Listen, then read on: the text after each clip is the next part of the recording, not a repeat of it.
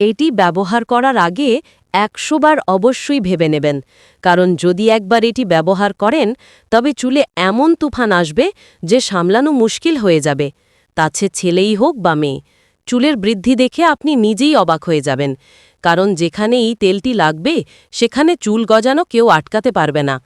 কি করতে হবে? একটি পাত্রে ১ চামচ মেথি দানা, ১ চামচ চাল, ২০ থেকে ২৫টি লবঙ্গ এবং ১ গ্লাস পানি দিয়ে সারা রাত ভিজিয়ে রাখুন। সকালে এটি মিক্সিতে দিয়ে একটি মিহি পেস্ট তৈরি করে নিন এবং ছেঁকে নিন।